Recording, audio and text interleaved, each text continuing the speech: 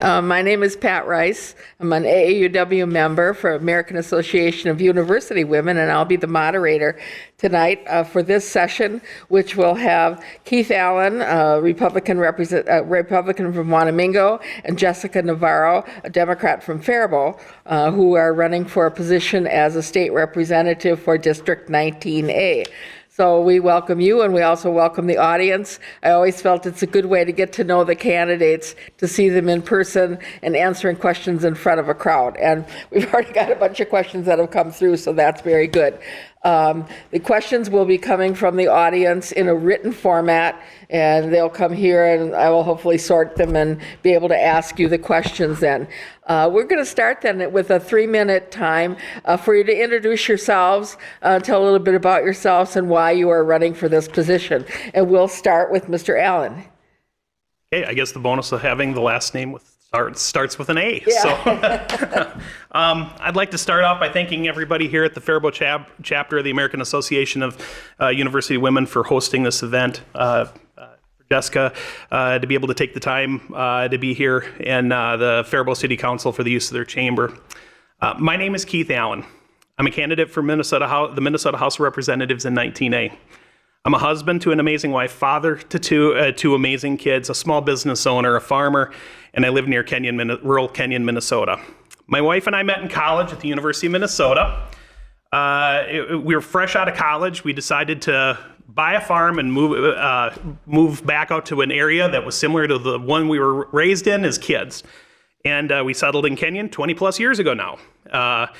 I was born and raised on a farm down by Eyota, Minnesota, which is over by Rochester. And it's just a small community outside of Rochester. A community very similar to this one with great schools, great sense of community, strong work ethic, and it's a place like this that's important to the fabric of America. It's an amazing place to grow up and an even better place to be able to raise an amazing family. I was blessed to be surrounded by some extremely great people in my life. That's why I decided to run. I wanted to give back to the community that meant so much to me. What I've found that over time, politics is something that we need to spend more time listening to people and trying to understand the issues that are really important to them. And we also have to accept that everybody has great ideas, but we all have different ways of being able to get from point A to point B. I've made this campaign the whole entire time about people. I've been fortunate enough to be able to talk with many of you on the one-on-one and community events, at fairs, at your doorsteps, and I've listened to you tell me heart-wrenching stories of the struggles to survive, the crushing taxes that people have to deal with, the cost of fuel, the cost of food, and the cost it takes to heat a home. Some families are having to go into credit card debt in order to be able to get by. And I believe there's hope. I believe in a Minnesota that can do much better than where we're currently at. And that's the amazing thing about elections, is we have the opportunity to be able to pick the direction that we want to go. I hope to offer you a different vision.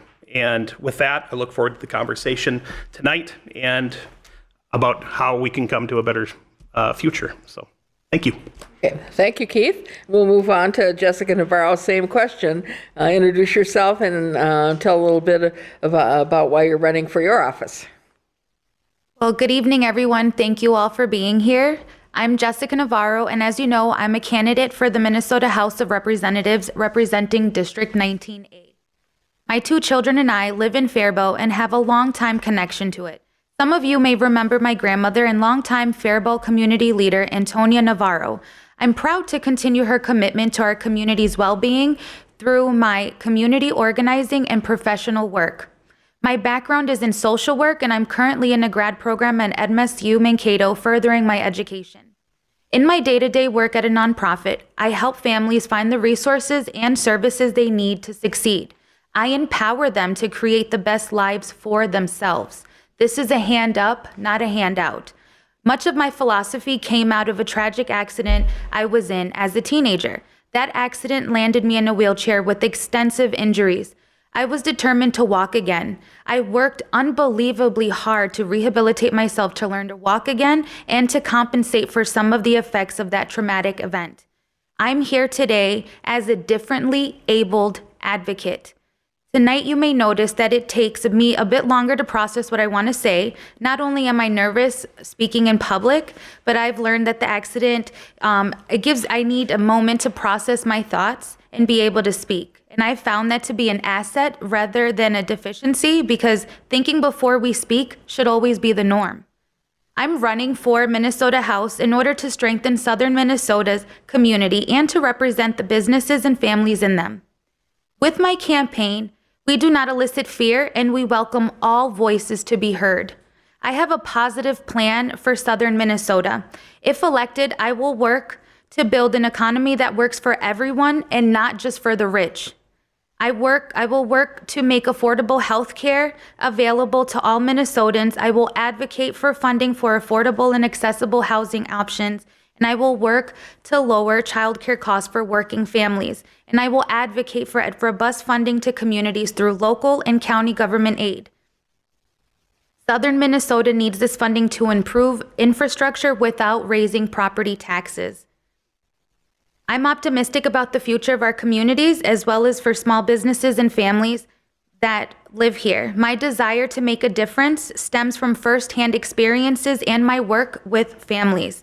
I am here to continue to serve the people. That's why I am running for Minnesota House. Southern Minnesotans need bipartisan leadership. I promise to work for middle and low income workers, small businesses, farmers, families, and seniors. The needs of our rural areas are unique, and I will advocate for those specific rural needs. When I was told I would not walk again, I had resilience and perseverance to prove to myself I could. I promise that I will continue with those virtues and work equally hard for my constituents in Southern Minnesota. Thank you. Thank you both. Each of you talked a little bit about wanting to help families if elected, and we have this question that came forward. What do you think Minnesota families need to succeed, and what will you do to help make this happen? And Jessica, you'll go first. Yes. Well, all families need affordable and accessible health care, child care, housing, different pathways to success when it comes to education and training opportunities. And how I plan to do that is continuing to advocate to bring resources to our areas and working collaboratively with people in the community to reach those goals. Thank you. Okay. The same question. What is your proposal in helping families?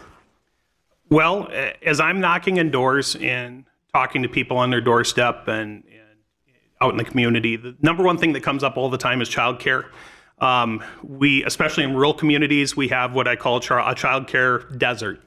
And a lot of that is, it kind of stemmed back, I'd say probably about 4 years ago, just as me and my wife were lucky enough to have our daughter going into pre-K.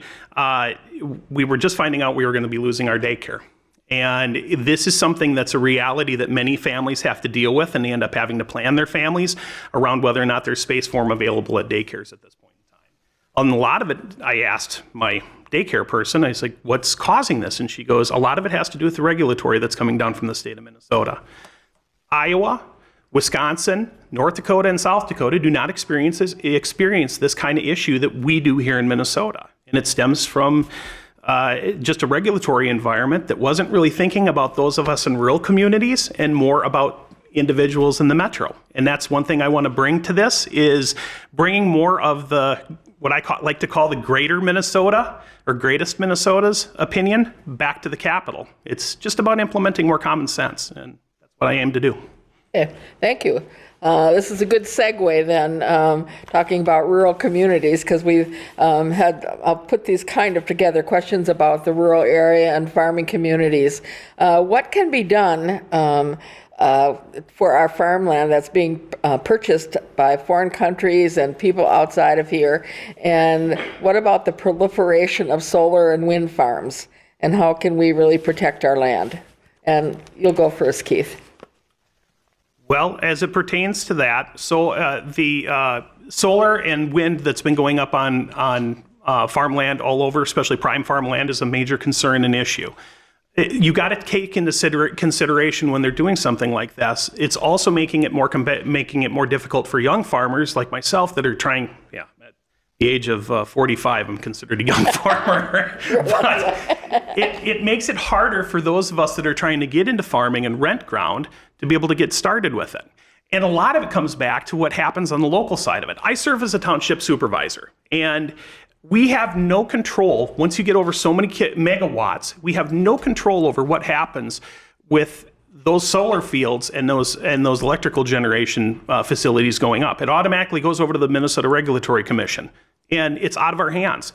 And unfortunately, it's just another way to be able to take local control out of people's hands. And I think what we need to do is put that control back in the locals' hands, be able to try to find a way to be able to bridge that gap where we can have solar and wind working, but maybe use it on probably less desirable pieces of ground.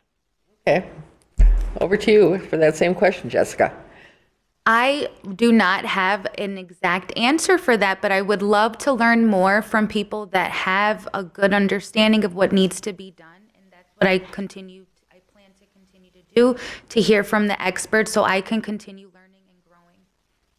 Thank you. Thank you. I saw something recently where they were putting the solar farms up and having animals graze underneath. I thought, well, that was a good use where they didn't ruin the farm itself. Okay. Next question.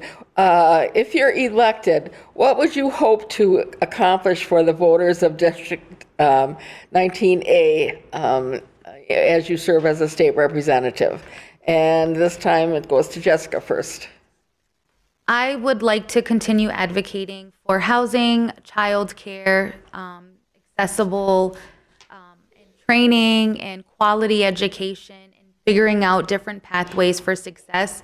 And that should really fall on the people's decision, and that's what I plan to support, just hearing from the people and continue advocating for what it is they need. Okay, and same question to you, Keith. What would you hope to accomplish if you are elected? The first thing I'd like to work on, it would be eliminating the Social Security tax on retirees. And quite honestly, this is something that had bipartisan support 2 years ago, which Republicans and Democrats across the board agree on. I think that's something easy, simple. I've talked with leadership currently about it, and it's something that I think everybody is eager to try to take up. I'd like to focus on bipartisan solutions and an approach where we can work together. The other thing is advocating more aggressively for rural communities. We are sitting in an area that is absolutely poised to be able to be one of the number one producers of either of ethanol, of fresh produce and vegetables. We just need to have the opportunity, and it starts with internet conductivity and being able to have high-speed wireless.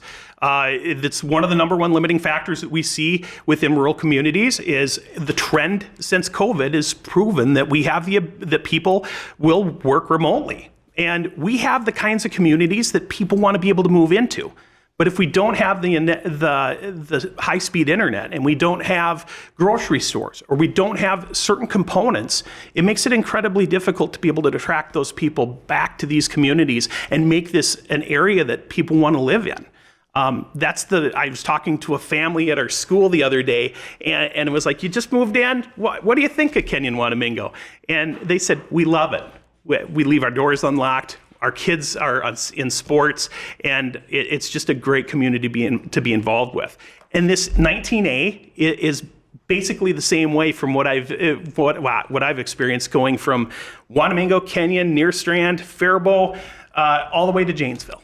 And it's the same way all the way through. So I think that's probably the biggest untapped resource that we have, is the ability to be able to attract people here. And it's just having the necessities to be able to help bolster that and draw people in. So. Thank you. Maybe along with that, when you talk about attracting people to come here, we've had a question about housing. The lack of accessibility to housing is a major concern across the state, not just in rural areas.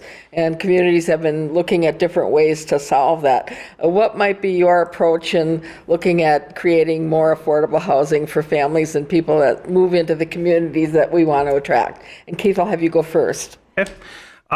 I've thought a lot about this because me and my wife are in the process of doing an addition on our home. So I've been watching the the bills coming in, and it's the nice thing about having a family as you're always growing. But it comes down to taxes. I was talking to my builder. Flavio's an amazing guy, but he does construction in Iowa. He's doing construction over in Wisconsin. And I said, is it cheaper for me to build over in another state? And he goes, oh, he says, of course it is. And it was like, really? And we got to talking about it. He said it's substantially cheaper he says it's a little cheaper in Wisconsin, but much cheaper in Wisconsin or in Iowa to build. And that's the thing that I would like to see taken care of, is try to get rid of some of the red tape that involves homes, get people moved into houses at a more economical level, because we all know that wealth generation and generational wealth all begins with the purchase of a home. And there's just nothing better than the first moment I can think back to it 20 years ago when we moved into our place. The moment we moved into our house, it's nothing like you could ever experience. And I think more people need to have that opportunity, but it starts with being able to have lower the taxes to be able to help with that, and have incentives in place to be able to help people get to that point. Okay. Jessica, same question to you. What ideas do you have in making housing more accessible for families? Well, it's often said that nothing in life can go right for someone if they don't have a place to sleep at night. And there's a system that has disempowered many people's dream of having home ownership, and that's been very difficult. And so the DFL has provided funds for first-time home buyers and renters assistance, and I will plan to continue to work on that. And then also legislation to increase funding for just different projects that work best in communities. Every community's housing solutions should look different, and I believe that would come from the people. But just implementing measures to protect tenants also from excessive rent increases and to improve tenant rights. Thank you. One of the concerns that you both have addressed a little bit is about economic development. It makes communities grow and it keeps us safe. How would you plan to increase our economic development in this region, and particularly supporting small businesses? And Jessica, I'll have you go first. I'm all about collaborative solutions. So any way that I can collaborate with people in the community, nonprofits, to help figure out how that would better look, that's what I plan to advocate for. Thank you. Keith. So I've had the opportunity, I took a part-time job, and part of that job was getting to know Chamber of Commerce all throughout southeastern Minnesota, knowing the EDA boards within cities, and hearing exactly the stories that they come up with. And it's amazing how many times you talk to them, and they're constantly trying to attract people in, but it all comes down to a tax environment that's friendly for it. There's a small little company that was started over by Wanamingo, between Wanamingo and Kenyon, that most people probably know of now. They're the largest ethanol producer in the United States, or in the world. Their name is Poet Ethanol. That was founded and started right outside of Wanamingo. You could never guess the reason why they ended up taking their business to South Dakota. Because of taxes. There was an ethanol plant there. They went to purchase the equipment. They purchased the equipment with the intent of shipping it back, and then all suddenly, the governor stepped in South Dakota, said, hey, we want you to stay here. They called the governor in Minnesota at that point in time. They turned it down. And I think a lot of it has to do with, we need to be flexible enough to be able to let these businesses come into areas, let them sink and swim. But if that one would have been able to swim, imagine the amount of economic impact that would have had in that community. It's just unbelievable to think about. And there's stories like this all throughout southeastern Minnesota as you talk to people. So I think we need to be more flexible in the way we approach taxation, and we need to be able to work with these companies, because they're generating jobs and they're bringing money into our communities, and we really need to do what we can to try to figure out how to work with them and build them into the ecosystem we call our local community. So. Okay, thank you. As you look to be elected and serve on a state representative, what specific areas of interest do you have, and what committees might you like to serve on if elected? Keith, I'll have you go first. Well, because of my background, Agriculture Committee is one of the things that comes to the top of mind. It's the one of the largest drivers of economic development in the state of Minnesota. It employs, I think it's the third largest employer in the state, and I think it's the second largest in GDP, if I remember correct. The next one would be the Environment and Natural Resources Committee, because there's a lot of crossover when it comes to environmental policy and agriculture stuff that happens within there. But then you have to look at Minnesota as a whole, because there is so much here in terms of natural resources, from the forestry to there's fisheries in our backyard. It's just, I was part of a program called MARL, Minnesota Agro Leadership, and that opened my eyes to the sheer amount of natural resources and the capabilities our state has. The other one would be K-12 education. That is something that is incredibly personal to me, because we don't have a private school in our backyard. We have a public school, and a very good one.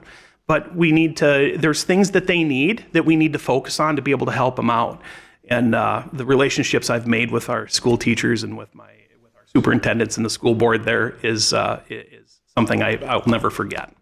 The other one would be commerce, because everything in the state of Minnesota flows through the Commerce Committee, whether it's insurance, it could have to do with regulatory when it comes to business development, that kind of thing.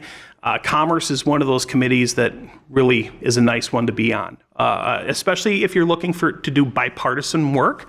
Commerce and agriculture is usually the two areas where we get together on both sides of the aisle very, very comfortably, because it's something that impacts all of us, and it's something we all work towards together. So. Okay, thank you. Yeah. Jessica, what committees might you be interested in serving on? Well, as a people's person, I love being, I would be human service, social service. That's my strength. Anything that has to do with just interacting with humans, hearing their needs, that's the committee that I plan to be on. Or anything that has to do with DEI, with someone from such a diverse background, being disabled. I would like to empower everyone to be able to step into success, however that looks for them, and anything to do with people. Okay, thank you. We had a question about concern about elections and keeping them safe, and keeping people who are eligible to vote, and those who are not eligible to vote would not be there. This person said that last year we did have a law that automatically registered people to vote when they apply for and update their driver's license. Then we've got they're trying to get more and more people to vote, felons, and figuring out immigrants who need a driver's license. What's your solution to ensure that election integrity and upholding the election laws? And Jessica, you'll go first. Well, I believe that the people that are helping with the elections, they have integrity, and they're doing their due diligence, and I believe that really is something that I personally don't. I honestly think that this should be something that there's protections around already, and the licenses for all. Sorry, I really don't know how to answer that, besides just I believe that that's already happening. There's integrity. There's people that are making sure this is, everyone is doing what they're supposed to do. Okay, Mr. Allen, what would you look at doing to ensure that we have elections that are holding all our election laws? So I've been elected. I've served as the Cherry Grove Township Supervisor for, I think, the last 6 years.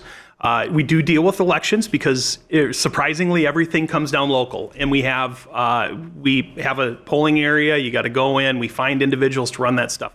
And the one thing I've heard from the people the individuals that do our or run the polls is they say, we have a card reader on the back of our iPad and we can't use it. And I think it's funny that I can go into an insurance bureau and they's like, pull out your license. And I was like, what for? Or like, we're going to scan it. They scan it automatically. They have all of my information and I can get my license plate tabs.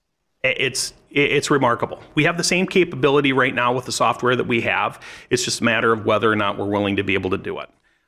You look at most developed European countries are already asking for photo ID. They're scanning IDs to be able to do their voting. It's kind of a commonplace thing. I think it would make, talking to our people, I think it would make it a lot easier on them as far as doing the job that they're doing as they're doing same-day voting.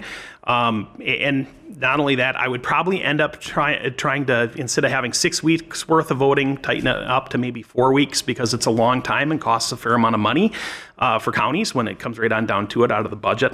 The other thing to do is in the off season is go through and clean up the voter rolls. We're hearing of states that are cleaning up voter rolls, finding people that have deceased. It's not that the people at the Secretary of State's office are malicious or bad people. They have a lot of stuff on their plate because they're doing more things than just elections. They're dealing with business entities and whatnot in some of the business registrations that are happening in our state. And it's giving them some direction to be able to go through, clean up voter rolls, make sure that everything is fresh and clean and ready for the next election. And I think those would go a long ways for helping bolster people's feelings as far as security in elections. So. Okay, thank you. Minnesota is known as a state with a lot of natural resources. We have certainly our lakes, and some people would like to take some of our water and ship it out of state. We have pretty clean air. We have many, many benefits here. Lots of state. We have a national park. We have a lot of state parks. Climate change is becoming an issue nationally, and I think as Minnesota, we still need to look at what we might do to continue to preserve our natural resources. And there are some issues up north with whether to drill or not to drill. I'm just as what would be your ideas on ways to preserve our natural resources for Minnesota? Keith, you'll go first. As far as natural resources are concerned, it's something that's near and dear to my heart just because of the nature of agriculture. We are the original recyclers, the originators of the green movement. It's kind of who we are in our nature. We want to make sure that the water is clean and the ground is left better than the way we found it. And I think that follows through with everybody within natural resources. We have a lot of resources in the state of Minnesota, everything from the crops that we raise to and the crops, even the kids, I guess you can consider a natural resource. But lumber, fish, and mining. And with everything, as time goes on, all those industries get substantially better and become much better at what they do. They're able to exist in environments and be able to be there with no impact. And what I would look at is what are we doing in order to be able to make a system that's more resilient, that we are working closely with those industries to make sure they're doing everything right, and that moreover that we're bolstering our electrical grid would be part of it, just because as we are shifting to more of a green economy, we have to be aware that there's going to be with having solar and wind being on the horizon of being one of the few sources we have. We need to diversify our sources of electricity to be able to make sure that everybody here in Minnesota can get their work done. So. Thank you. Jessica, what would be your thoughts on preserving our natural resources in Minnesota and enhancing them? Well, the goal will always be to preserve our natural resources, make sure that we're protecting water and air and land. And I will work with those who are knowledgeable in this and how to get this done. And that is my plan. Okay, thank you. We have a question also, gets back to taxes a little bit. What changes might you propose in taxes that would be enhancing for local businesses? Jessica, you will go first. Okay, so for middle and low income families receiving a child tax credit, and also just making sure that we are really taking a look at the wealth disparities between like the wealthy and the rest of the people. The goal is to have a fair tax system by lowering taxes for the working families and reducing child poverty, and just really reducing the disparities between the regular people and the rich. And I, again, will lean on those who are most knowledgeable on how to get that done, and I am here to learn and continuously to grow. And Keith, same question. What changes might you propose for local businesses regarding taxing? Well, it starts with the state, and it would be focusing more on where the current existing tax rate is. At the moment, we have one of the higher we are considered the one thing that we are number one in is tax rate in the state of Minnesota or in the United States. And small businesses come in all shapes and sizes. This business I have is I sell seed and do agronomy consulting, and I'm a one man show, and luckily to have the support of a wife that helps out where she can. But as an entity, we're still considered an LLC, which we fall underneath corporate tax law. And the reason we went to an LLC is because it's a limited liability. It protects our assets in case I get hit on the road by someone driving erratically or something.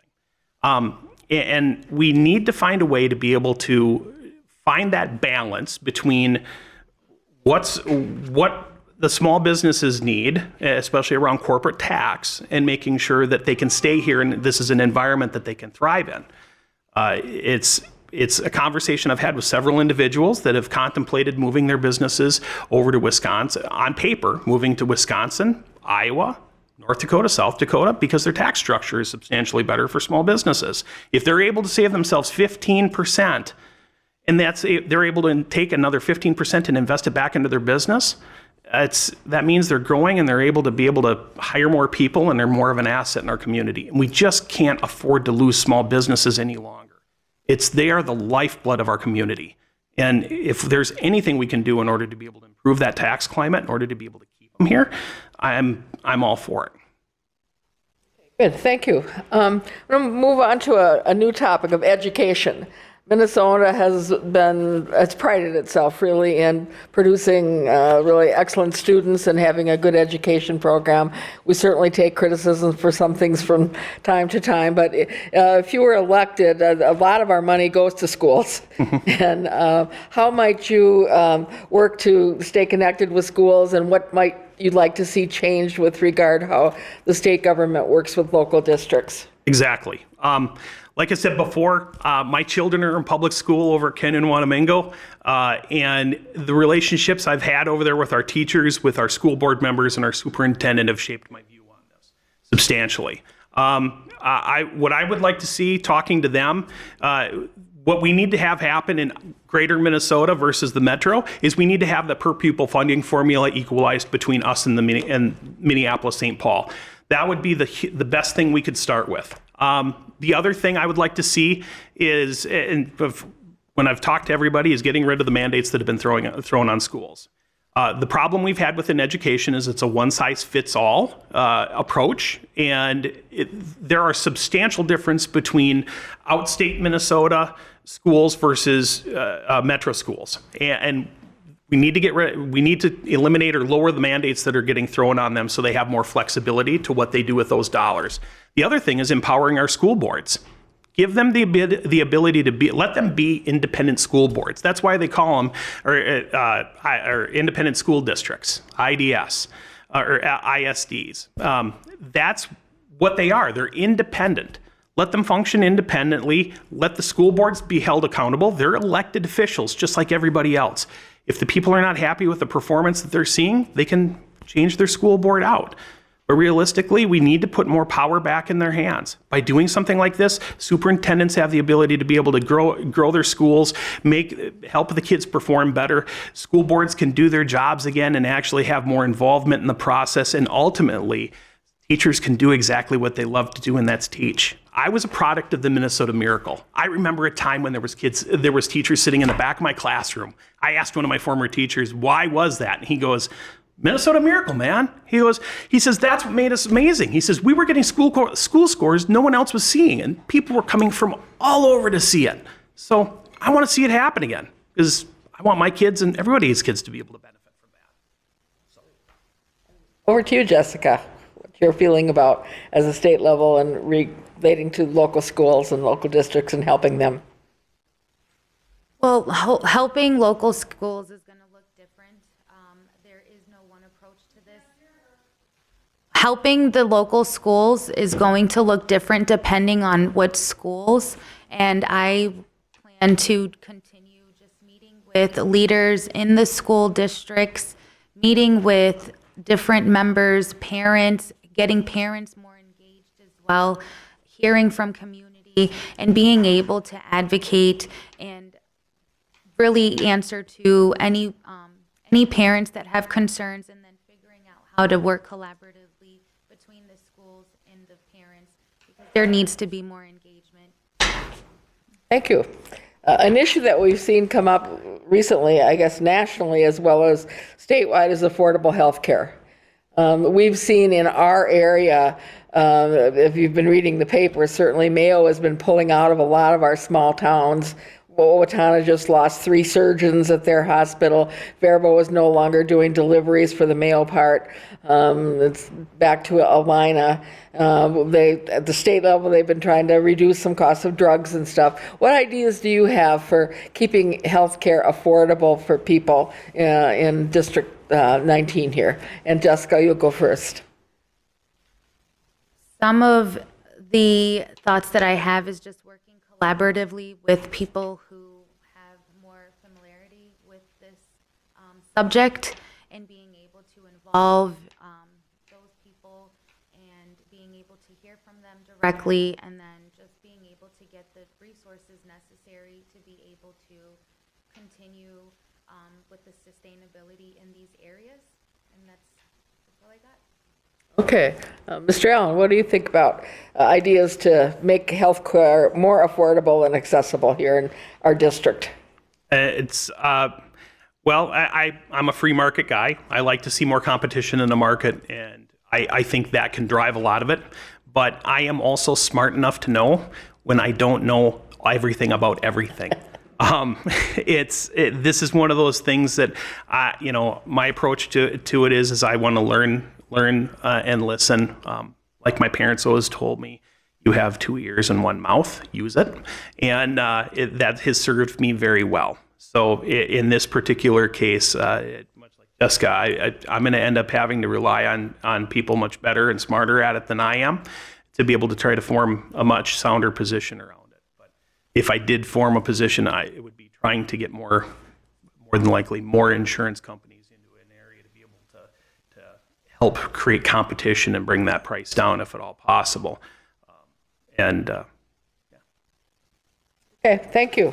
Not sure how to interpret this question, but it relates to immigration issues. Certainly we've become more multicultural in all our communities, and it's affected a lot of things from housing to school to whatever. And it's brought laborers in to basically help on places also. This person was wondering about refugees being able to go back and forth between their country for some times during the year. But I guess I'm wondering what you feel in southern Minnesota, how you might help the whole situation of, I think a lot of times there's a lot of misinformation. Mm-hmm. I've heard people say, oh, they get a free car, they get a free phone, they get this. And some of that's, I think, governed by federal law, and some of it may be state laws. But what might you do if elected to really kind of coalesce and bring us together and help be maybe more welcoming to our new people and make people understand what some of the rules and laws are about it? Yeah. So, as I alluded to before, my part-time job that I do is I work for Congressman Brad Finstead in the 1st Congressional District. We deal a lot with H-2A visas, which is something that's very common. This is an interesting area that falls down into definitely federal rule and federal law.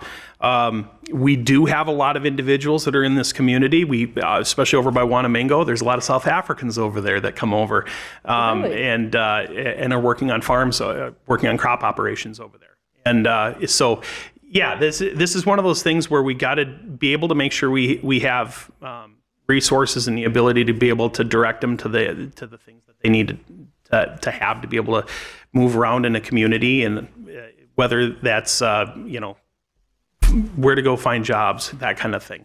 But yeah, this is an interesting mix of where you have federal and state kind of colliding on it, and how do you be able to match the resources? Because I understand there's a difference even in treatment, whether you're an immigrant or a refugee. Yes, exactly. And what services the state is, I suppose there's a mandate, what you're mandated to provide or not. And I look at, in a situation like that, I look at my position as customer service in a lot of respect. It's the same approach that we have within Congress. We make sure people get to the right sources, and we're able to help direct them through the bureaucracy to understand where they need to be at, what they need, who they need to be able to talk to, and then move them through the process. And that's something I'm very familiar with doing on that side of it. So I would implement that and do that over on the Minnesota House as well. Okay, Jessica, if you're elected, what ideas might you bring in looking at dealing with immigrants and our new citizens and helping that process along? It's probably right up your alley as a social worker. Yes, well, I think there's a lot of misinformation around immigration, and so I think that we need to find more commonality and really and when we talk about this. And I, as a social worker, I help people navigate the systems legally, and people just need education on how to do that. And that's exactly what I do, and that's what I plan to continue doing, helping people navigate systems and making sure that they're doing it the right way. Okay, thank you. We have a question about crime rates. This was talking about rising crime rates, although I read in the paper that annually our crime rates have been down. And of course, you have to look at all the data and see what statistics were. Certainly, we're all concerned about some of the school shootings and don't want those to happen here in Minnesota. But how would you support enforcement of laws and helping the citizens of District 19A as it relates to crime and how we treat that? Both, I think, really both with some of the crimes committed by kids. I mean, because you look at the papers, like we've had children, what I would want to call it, who are involved in situations in crime stuff and shooting and guns and whatever. But how are you looking at the whole crime situation and what you might bring to that table and dealing with that? And Jessica, you'll go first. Well, I plan to always support police officers that are out there doing this hard work, and kids doing crimes. It's a lack of opportunity and resources. I think that we could continue building stronger relationships with people that are in the communities, and also being able to give police officers and the resources that they need so they can continue doing this type of work and making sure that they're combating crime, and making sure that we really get to the root causes of why crime is happening. But it has been decreasing, and I believe it will continue with all the collaborations and initiatives that police officers have with just people in the community. Okay, thank you. And Keith, what are your thoughts about crime and crime rates and what you might bring to the legislature? I think a lot of it starts with holding criminals accountable for their actions. In some cases, you see kind of a revolving door on that, trying to be able to figure out exactly what's going on with that and what's causing it. Jessica did hit on a point that I've was really promoted as programs for kids to be able to try to give them other avenues other than that, and that starts with a lot of communities being involved in the process, being part of the Boys and Girls Club, big big brothers, big sisters, that kind of thing. The other thing I run across on a regular basis is I did a ride along with my sheriff's department over in Goodhue County. We did a night ride along. It was an eye-opening experience, but the number one thing that comes up as I talk to sheriff's departments and the officers is that they're not very concerned about what's currently happening now in terms of officer numbers because they're okay. It's what's going to happen in 2 to 3 years and having enough officers to be able to fill the void of the retirements. And there's a certain amount of stress that happens to officers and their families as they put the badge on every day, every night, going out into snowstorms, dealing with drunk drivers, mental health issues, those kinds of things that they could have to run into in their job.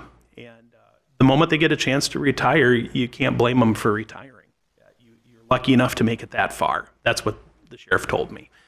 And anyway, I think we need to do more to be able to help get more individuals invested and involved in doing community policing and try to find a way to be able to bolster those programs so we can have more officers stepping up and doing the peace officer job of serving our community. It's important. That's a good segue into our next question. Oh, okay. It relates to community engagement. I think all of us maybe would agree that the more engaged you are in your community, that's helpful. And the more people who know what's going on and aren't isolated, they care about our communities. Do you have any ideas that you would put forth to make our citizens more engaged in whatever, whether it's voting or 4-H or youth activities or whatever? And what might you propose? Keith, you'll go first. Well, I guess my approach to community engagement, if elected to the Minnesota House, I'm going to lead by example of something I've seen implemented several places, and it's actually having mobile office hours. I'd commit to doing mobile office hours in the district throughout the entire year. We've done that in the U.S. House of Representatives, trying to bring the Congress to people as opposed to having the people come to Congress. And it's one of those things that it helps people get resources when they need it, figure out problems that they're dealing with, whether it's grants they're applying for, whether it's an issue with taxes, maybe they have a problem with the DNR. I mean, it could be a wide variety of things. But that's always been kind of my approach to it. A wise person once told me, he said, Keith, we're not in the business of politics, we're in the business of customer service. And our constituents are our customers. We don't care if they're Democrat, Republican, Independent. We sit down with them, we figure out what their issue is and direct them in the right place to be able to go and help make the bureaucracy a little easier to navigate. And that would essentially be my approach to it. Okay, thank you. Jessica, how might you approach having communities get their citizenry more engaged in their communities? Well, community engagement starts with meeting people where they are and really making them feel comfortable and making sure that we're providing safe spaces where people can actually be genuine and really talk about what their needs are and what they need from the community or what resources they're looking for. I really appreciate small workshops or focus groups to really be able to have those personal one-on-one conversations, really hearing from people. Not everyone likes big crowds. Some people really do a great job of communicating their thoughts and feelings in a smaller setting, in a setting that they feel comfortable with, a setting that they know is safe. And so I will plan on continue doing what I already do and facilitate groups, educational groups, workshops, seminars, trainings, just to inform people and really meet people, again, where they are and to be able to create a safe space for them to be able to talk and for us to build rapport. Thank you. As a Q-tipper myself with white hair, we see an aging population. I'm wondering what gaps you see in services now for our older citizens of Minnesota and what things you might propose to really make things easier for our senior citizens. And Jessica, you'll go first. Well, I have spoken to some senior citizens where they would really like to continue living in their homes and then see services come to their homes. So I would propose having more resources to give people the opportunity to choose where they want to live and how those services should look for them, especially when it comes to healthcare, when it comes to social resources.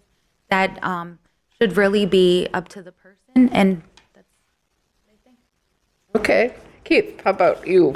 What gaps might you see in services for our aging population, and what could you bring to our district? It starts with housing options more than anything else. As I'm going door to door and talking to people, that's been one of the largest conversations I've had. Is people are looking for, they want to downsize out of the house that they're currently in because of what it costs in terms of taxes, but they want to get into something smaller, but there's nothing to be able to find. That's one of them. And so having some more housing options available. The other one would be Social Security tax. That's the other one I hear on a regular basis. The other one I would say was, just like Jessica touched on, is in-home care. Having a variety of options. Had a great conversation with a gentleman here on Wednesday, and he was telling me about that's what they have. He's a type 1 diabetic, and his wife is working as his caregiver, and how important that program is to him. And that it's just one of those things that he goes, if I didn't have that, I don't know if I could be here anymore. And it's, it's a lot of our senior citizens still want to be part of the community. Their kids are here, their grandkids are here. And we just have to be able to find more options that are out there for them to be able to move into there. And the affordable housing aspect is going to come into that as well. And nursing homes. And that's the other one that I keep running across on a regular basis. We've lost nursing homes here in Faribault. We have lost a Kenyon? The nursing home over in Kenyon, and that is extremely difficult when you have a close-knit community and everybody's getting busted up between about a dozen different homes, and then you're having to drive, some cases 50, 60 miles to be able to go see your aging parents. It gets difficult, and we have to come up with better solutions than what we have. Thank you. I have a question about mental health. I think all of our communities are dealing with mental health issues. I know the Faribault Hospital just has put in a daycare kind of program, and I don't know how other communities are dealing with it necessarily, but there's really a shortage of mental health professionals in Minnesota overall, and people unable to get help. How might you fix this? Keith, you can go first. That's a loaded question, to put it mildly. Our first line of defense that usually has a tendency in our society to deal with mental health crises is our police officers. There's some. In a lot of cases, we don't have enough beds in the state of Minnesota. The Sheriff's Department in Goodhue County has had to transport people as far as Fargo, North Dakota. I think there's another facility up in Duluth they've had to run people to. That means that's an officer going on the road, hauling that individual there for a 48-hour, 24-hour hold or something to that extent. So what we need to do is have more beds and more capability of being able to help people when they're in these times of crisis. And we need to be able to have a place again where they can get better. I think since we've had state hospitals a long time ago, things have substantially gotten better. And we need to find what is that next step, that next evolution in being able to help this, because this is a crisis that's not getting any better. And it seems to be getting worse and worse. And I think it got a little bit worse because of COVID, just because of the isolation component of it. And especially around our vets, we have to do a much better job as it pertains to how we handle mental crisis within our vets, because I think the people at Faribault Hospital agree with you. They've had some adolescents there who they have to keep in the hospital for 2 weeks because there's not a bed anyplace in the state. So Jessica, what are your ideas about how you might fix sort of the mental health professional situation? Well, mental health needs it's very diverse. There's no one solution to this. This is something that is individual. Every individual has their own specific needs when it comes to addressing mental health. I believe the people that are responding to mental health needs need specific mental health, because if you don't have the training on how to deal with someone that's going through an autism breakdown or a mental health crisis or a schizophrenia episode, that can be detrimental on how people are being handled. And so I think having people trained, also telehealth has been a great option for people who are, needing either services in a different language or sometimes even cultural. Cultural does not mean a different language. It just means someone might talk a little different, or you just, finding a mental health provider is very hard. And so giving people options is always a great idea. And also having more boots on the ground, crisis mobile, there's like a crisis mobile van, and having more of that, so when people are having mental health crisis, maybe not having law enforcement only be the option, having other options where people can also feel supported when they need that mental health support. Thank you. I've been told that's all the time we have for questions now, and we'd like you each have 2 minutes in the end now to sort of summarize and give your closing statement to the audience here tonight. And Jessica, you'll go first.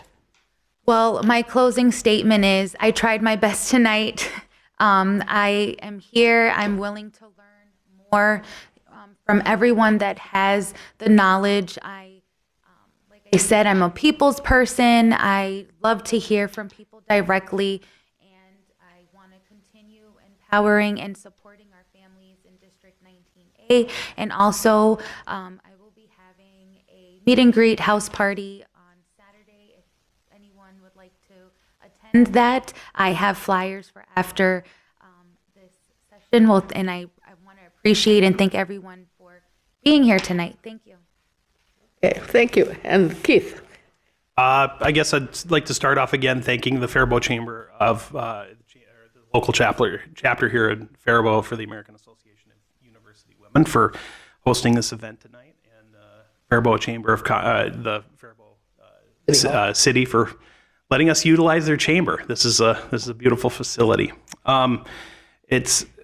I think back to some words that a guy said to me, a gentleman once said to me. He was actually the president of the Minnesota Farm Bureau, and he goes, "If you're not at the table, you're on the menu." And this was something they were telling us out in Washington, D.C. as we were getting ready to go up onto the Hill and advocate, and it really kind of hits home the whole point of why this process is important. For a lot of us, it feels like we've been on the menu more than we've been at the table over the last couple years. And that's why a lot of us have decided to step up, speak up, and try to make things better. And, like my parents say, that you only have one opportunity and one voice to be able to make yourself heard. And if you complain, you're nothing more than just a whiner. And I am not going to complain any longer. I'm going to step up. I want to be the voice for people. I want to take you from being on the menu and put you back at the table. And that's the responsibility of a position like this, is we're supposed to listen to the constituent. We're supposed to work with everybody. And regardless of what party affiliation you have, it's our job to be able to make sure your voice is heard. And that's what I intend to do if I'm so lucky enough to be able to serve in the Minnesota House. So with that, thank you for taking the time to do this. I know as Jessica has said before, she has a family. Our families are invested in this. It's a difficult thing to have a spouse. I'm sure my wife would agree to run for office, but there's a lot of sacrifice that they have to put up with. So to the spouses and our family, I'm sure if I speak for both of us, thank you, and get out and vote November 5th or earlier if you can. Thank you. On behalf of the American Association of University Women, I thank you both for coming tonight. I think it's been really helpful for people to hear your answers on a variety of topics, and you did really well, even though you said you were nervous. Jessica was just fine, and again, we want to have people be sure to vote however they want to do that.